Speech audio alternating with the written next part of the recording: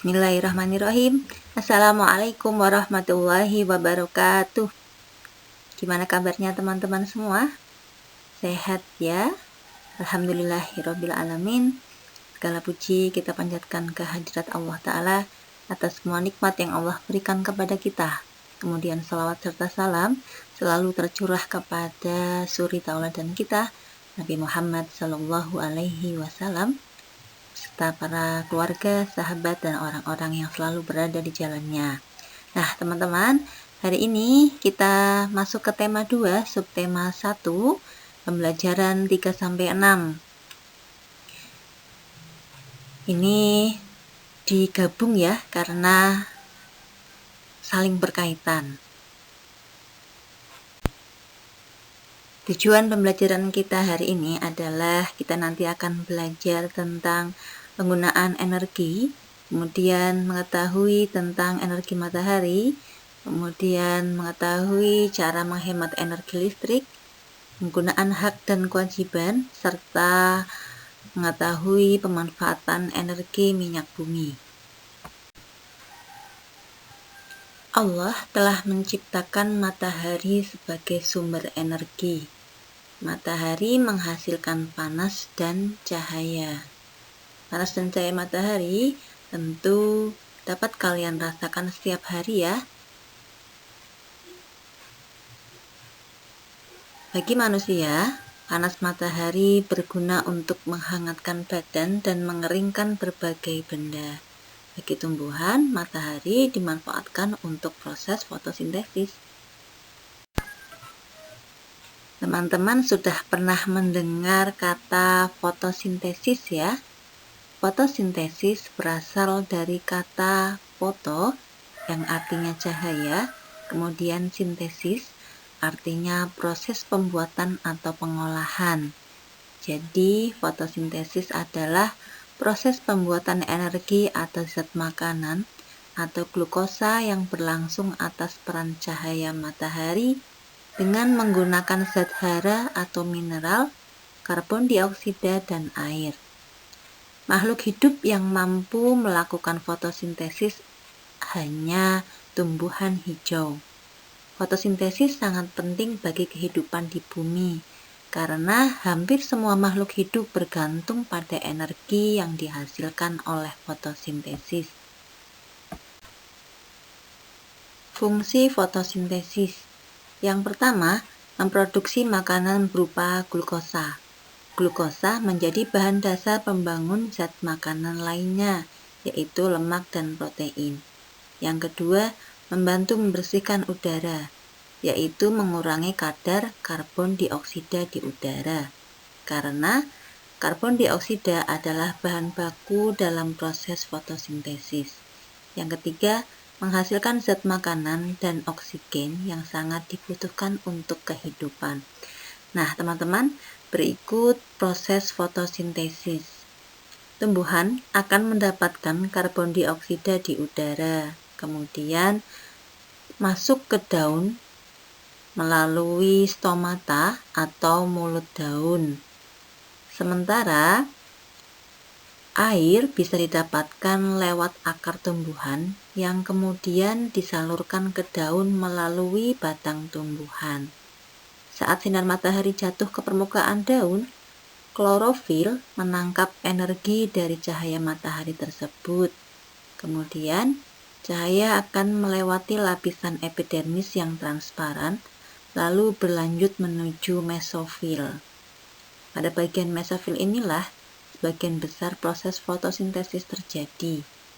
Energi tersebut digunakan untuk mengubah air menjadi glukosa dan oksigen. Ya.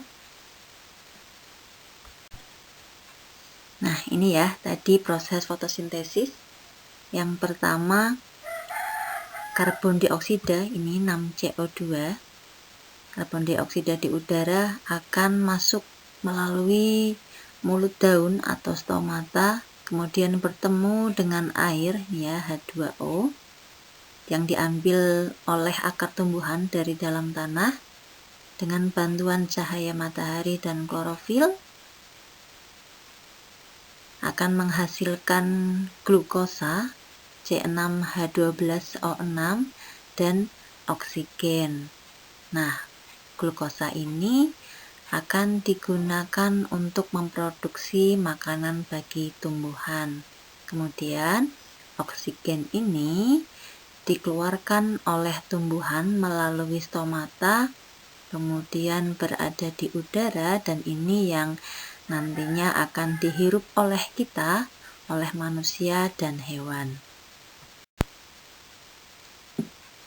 Matahari selain dimanfaatkan oleh tumbuhan untuk melakukan proses fotosintesis, matahari juga sangat banyak sekali manfaatnya ya teman-teman.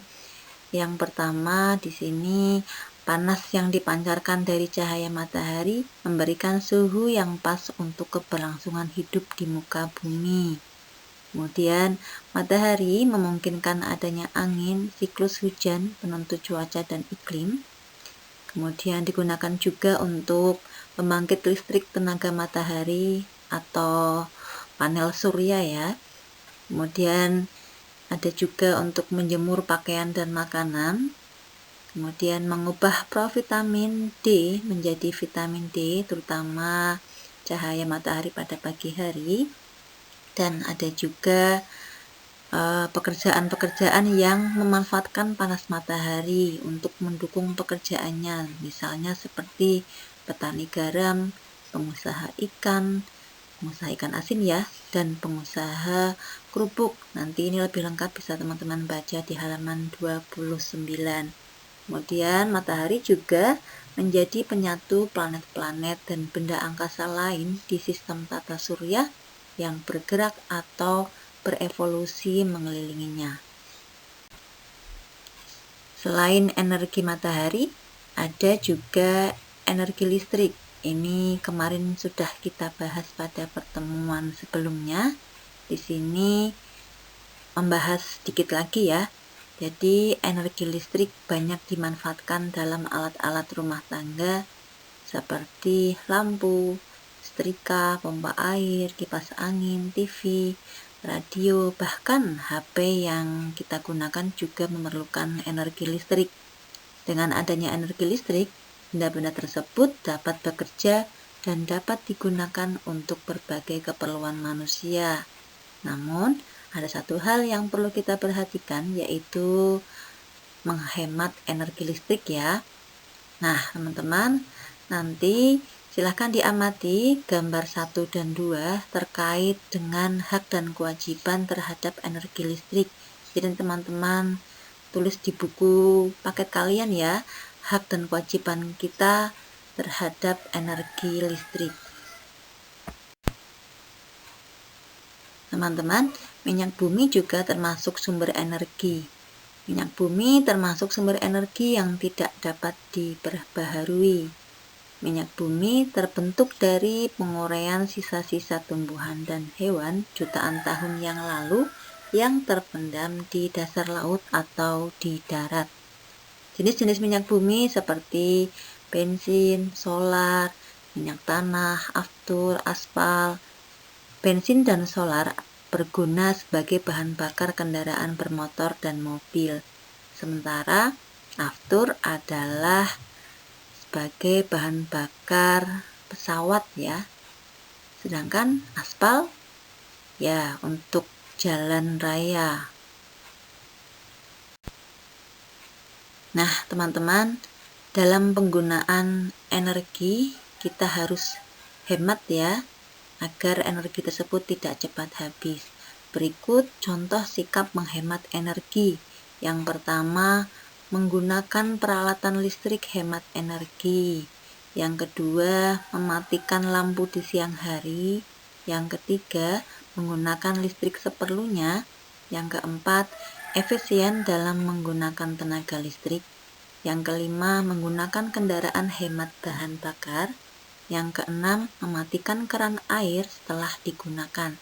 Dan masih banyak sikap menghemat energi yang lain. Nah, dari yang kita pelajari, mari kita simpulkan pelajaran kita hari ini. Yang pertama, matahari menghasilkan panas dan cahaya. Yang kedua, cahaya diperlukan untuk fotosintesis tumbuhan.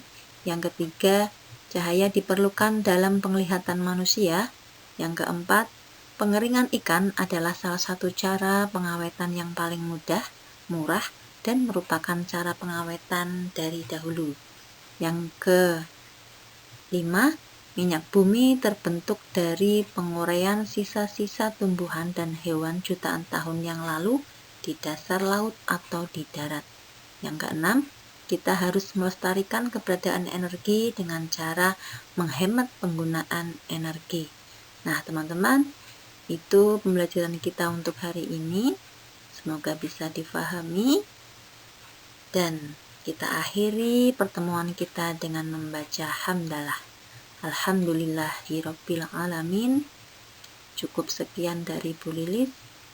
Wassalamualaikum warahmatullahi wabarakatuh.